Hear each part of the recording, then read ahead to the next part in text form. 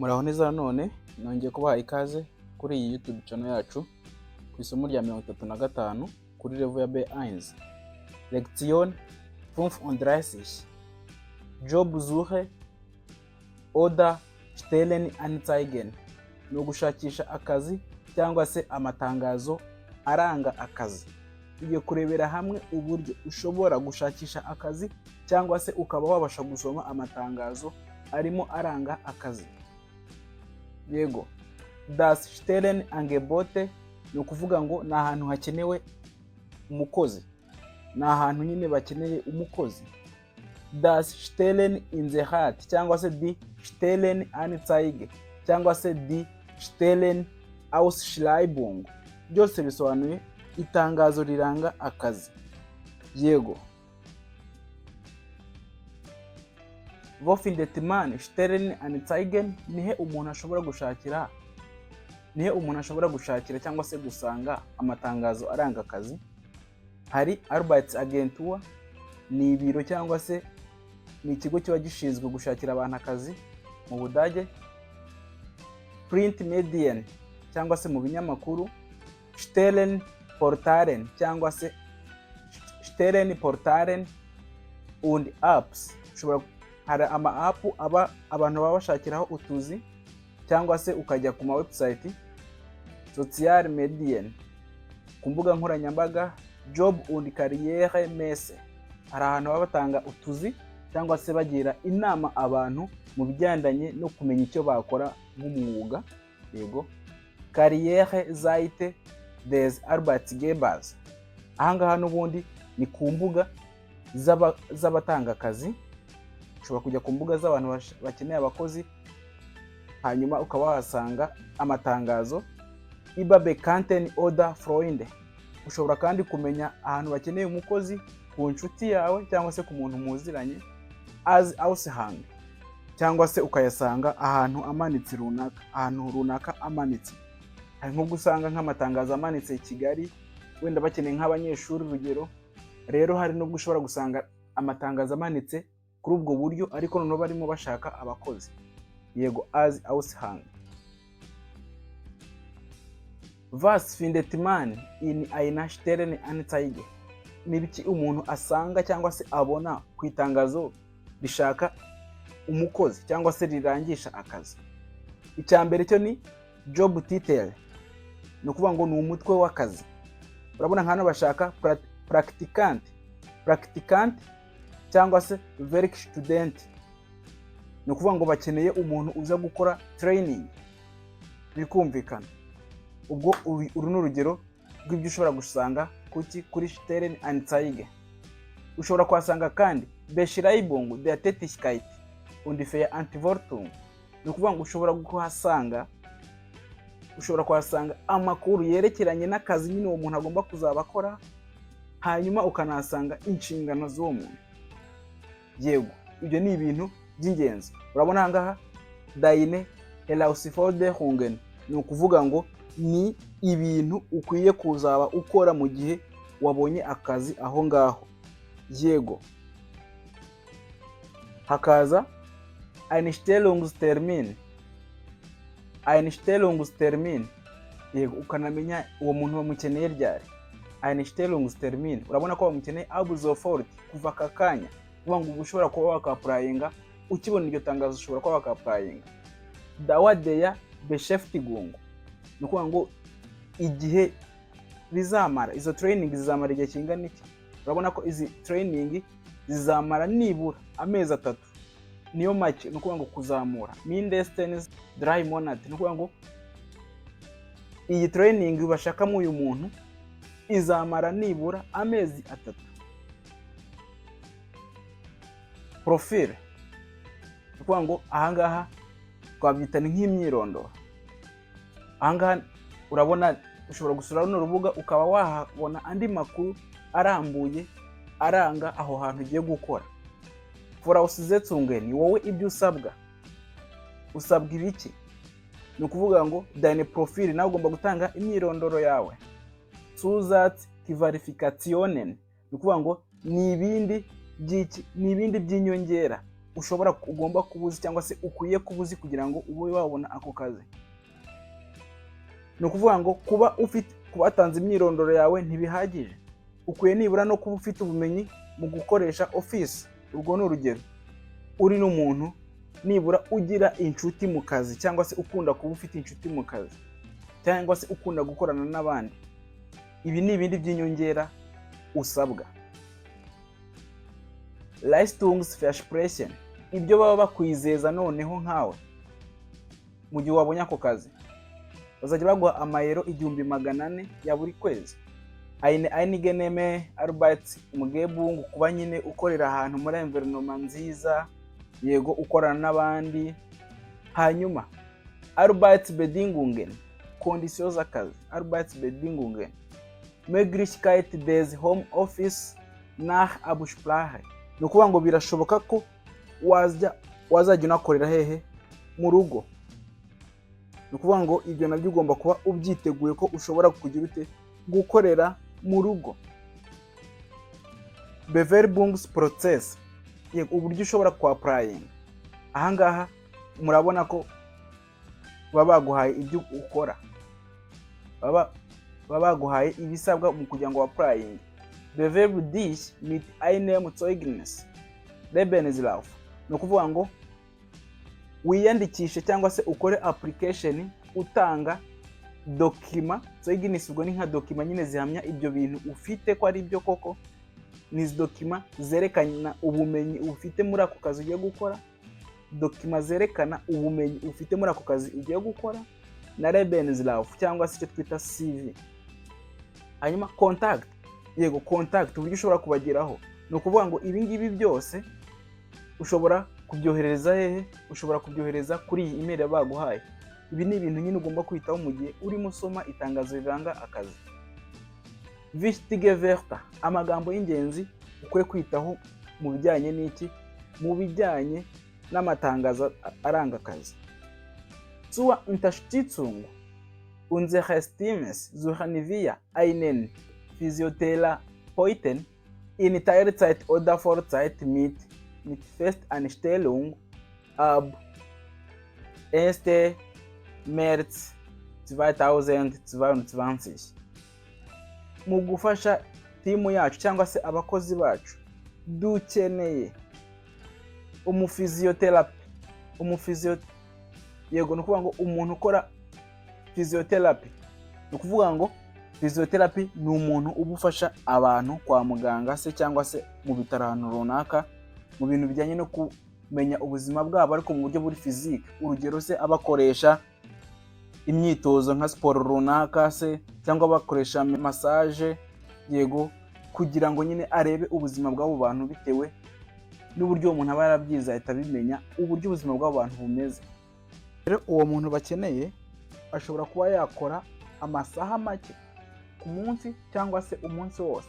Icyo twita Teilzeit ni amasaha make ku munsi, cyangwa se Vollzeit amasaha y'umunsi wose. Hanyuma akazi kakaba katangira kuva tariki ya 1 y'ukwa gatatu 2022.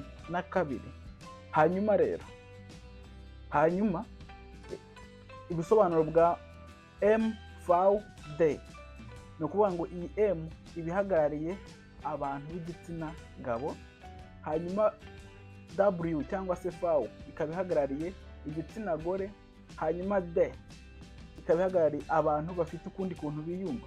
Urugero so nk'umuntu wavutse ari igitsina gore ariko akaba yumva nk'igitsina gabo, umuntu wavutse ari igitsina gabo ariko akaba yumva nk'igitsina gore, abo ngabo bafatwa muri iki cyiciro cya divers, yego, cyangwa se cya D. Rero impamvu kampani nyinshi zikora amatangazo ameze gutya ni ukugira ngo bagaragaze ko abantu bose bemerewe kwa applyinga muri uwo mwanya w'akazi, kandi ko nta kibazo cy'ibijyandanye n'igitsina bafite. Yego, ni ukuvuga ngo umuntu wese aba yemerewe kwa applyinga kuri ako kazi, tutitaye ku myemerere yiwe cyangwa se uburyo yiyumva. Zur Verstärkung unseres Teams suchen wir ab sofort. Ubu ni ubundi bwoko bw'itangazo. Kugira ngo dukomeze itsinda ryacu cyangwa se abakozi bacu, dukeneye kuva aka kanya. Ab sofort, kuva aka kanya. Einen Kaufmann in Einzelhandel in 4 other Teilzeit. Ni ukuvuga ngo dukeneye undi muntu uzajya ufasha abakozi bacu gucuruza. Kaufman ni umuntu ubucuruza, yego, hanyuma akaba yakora umunsi wose cyangwa se amasaha makeya y'umunsi, yego. Muri kubibona Teilzeit heißt zwischen 20 und 34 Stunden in der Woche. Ni ukuvuga ngo Teilzeit ni ukuvuga ngo umuntu akora hagati y'amasaha 20 na 38 mu cyumweru. Die Mindestanzeigen bietet einen Vollzeitjob rund 40 Stunden pro Woche an. Ni ukuvuga ngo amatangazo menshi aba atanga akazi gasaba nyine abantu gukora amasaha menshi ku munsi, aricyo twita Vollzeit. Ayo masaha aba ari kuva nibura kuri 40 kuzamura buri cyumweru. Abkürzungen ni impine. Ni ukuvuga ngo hari igihe uzajya usanga mu matangazo harimo impine batanditse amagambo mu buryo burambuye. VZ bisobanuye Vollzeit, cyangwa se akazi kazajya kagusaba gukora umunsi wose. Und TZ ni ukuvuga ngo ni Teilzeit, akazi kazajya kagusaba gukora amasaha make runaka ku munsi, yego. Iri ni irindi tangazo. Wir suchen ab sofort in fest Anstellung Bautischler. Ni ukuvuga ngo tukeneye kuva aka kanya. Ni ukuvuga ngo in fest Anstellung, ni ukuvuga ngo uyu muntu bakeneye azabafasha mu gutegura ikirori, yego. Ni ukuvuga ngo Bautischler nibo twita abakarpenta cyangwa se abantu baba bakora ibintu bijyanye n'imbaho. Rero uyu muntu niwe dukeneye muri kino kirori cyacu, yego. Ni ukuvuga ngo ibi ngibi aba ari ibintu ugomba kumenya. Irindi jambo ugomba kumenya mu itangazo ry'ingenzi ni Einsatzort. Einsatzort ni ukuvuga ngo ni ukuvuga ngo ni ahantu akazi kazajya gakorerwa. Nabyo ugomba kubimenya mu gihe uri gusoma itangazo, yego. Quereinsteiger ni ukuvuga ngo ni umuntu uba ushaka guhindura ibyo yakoraga cyangwa se ibyo ashaka gukora. Urugero, hari nk'abantu baba barize nk'ibintu bijyanye na tekinike ariko ugasanga ni umunyamakuru. Abo ngabo rero tubita ba Quereinsteiger. Ni abantu nyine baba barahinduye mu by'ukuri, baba bakora ibintu bitajyanye n'ibyo bize. Hari amatangazo rero baba bemerera abantu nk'abo ko bagira ute, ko nabo bakapurayinga ko bemerewe nta kibazo. Irindi jambo ugomba kumenya ni Weiterbildungsmöglichkeit. N'andi mahirwe aba hari yo gukomeza kwiga cyangwa se yo guhabwa izindi training, yego. Hari ahantu ujya gukora ariko bakavuga ati nubwo ufite buno bumenyi twebwe tutanga andi mahirwe yo kuba wakomeza kwihugura ukaba wagira ubundi bumenyi cyangwa se indi certificate irenze iyo ufite, yego. Hakaza irindi jambo ugomba kumenya ni Bruttogehalt. Bruttogehalt ni ukuvuga ngo ni amafaranga, twabyita mu Kinyarwanda y'imbumbe. Amafaranga uba ugomba guhabwa hataravamo ibintu by'imisoro, hataravamo, yego, hataravamo imisoro, hataravamo ubwishingizi, yego. Ni ukuvuga ngo ni amafaranga y'imbumbe icyarimwe. Den Verdienst, den man für seine Arbeit erhält, bevor die Steuer, die davon gezahlt werden müssen und die Beträge zur Renten-, Kranken- und Arbeitslosenversicherung abgezogen werden.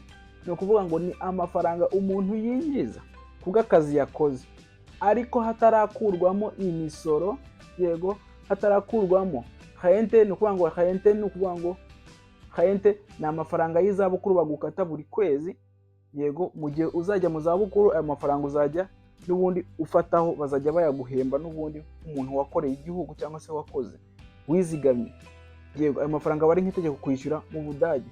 Rero ni ukuvuga ngo iyo Bruttogehalt, ayo mafaranga yose aba atarakurwamo, yego, kandi na Krankenversicherung ni ukuvuga ngo ni ubwishingizi, amafaranga y'ubwishingizi cyangwa se amafaranga y'abantu batagira akazi, yego, ni ukuvuga ngo abantu batagira akazi mu gihugu cy'Ubudage bishyurirwa n'abakagira, yego, ni ukuvuga ngo rero ayo mafaranga nayo urayakatwa buri kwezi kugira ngo ajye mu kigo gishinzwe kwita ku bantu batagira akazi, yego, ni ukuvuga ngo rero Bruttogehalt ni amafaranga y'imbumbe, ibyo byose bitaravaho, yego, ni amafaranga y'imbumbe hataravaho ayagenewe ibyo bindi byose, yego. Sonntagszuschlag ni ukuvuga ngo nk'agahimbazamusyi ariko ku cyumweru. Urugero, hari igihe bakubwira ngo uze gukora wenda ku cyumweru ariko bakakwishyura amafaranga ari extra, bakakwishyura amafaranga arenze ko yari ugenewe kubera ko wakoze mu minsi itagenewe gukorwa, yego. Ikindi Eintrittstermin, igihe cyo kugira ute cyo gutangira akazi. Gehaltsvorstellung, wie viel möchtest du verdienen, ni amafaranga angahe ukeneye kwinjiza, yego. Ni ukuvuga ngo ibyo byose ni ibintu ugomba kurebaho iyo ugiye kugira ute, iyo ugiye kwapurayinga cyangwa se gusaba akazi ahantu. Wer hilft mir wenn ich einen Job in Deutschland suche, ninde umfasha iyo ngiye gushaka akazi mu Budage, ni ibintu ugomba kumenya cyane. Uru ni urubuga rw'Abadage umuntu ukeneye akazi ashobora kujyaho hanyuma akaba yagahabwa. Runo rubuga rwitwa makeitingerman.com. Runo rubuga iyo urugiyeho ushobora kuba wabona andi makuru arenzeho y'uburyo ushobora kwapurayinga utuzi, yego. Bewerbungsunterlagen ni dokima zisabwa n'iyo application uri gukora cyangwa se n'ako kazi ushaka kwapurayingiraho. Urugero, für eine Bewerbung erforderliche Unterlagen, ni ukuvuga ngo kuri application cyangwa se mu gusaba akazi dokima zikenewe nizi. Anschreiben nicyo twita motivation letter cyangwa se cover letter, hakazaho CV urugero se, hakazaho urugero n'ifoto se, hakazaho n'izindi dokima zigaragaza ko ibyo nyine wize ari byo, yego, ibintu nk'ibyo. Ariko nyine bigenda biterwa n'akazi urimo wapurayingira ibyo bagusabye. Ndabashimiye cyane, mukande subscribe hanyuma musangize inshuti zawe izi video. Ubu ni uburyo tumaze kubona bw'uburyo ushobora kwapurayinga akazi cyangwa se uburyo ushobora kubona amatangazo, ukaba wamenya ngo iri tangazo ririmo rirangisha kano kazi kameze gutya, gakeneye umuntu umeze gutya, ufite bino byangombwa bimeze gutya. Kanda subscribe hanyuma usangize inshuti zawe izi video. Icyifuzo, ikibazo cyangwa igitekerezo ucyandika hasi muri comment kugira ngo twigane Ikidage mu rurimi tubasha kumva rw'Ikinyarwanda. Tschüss, auf Wiedersehen.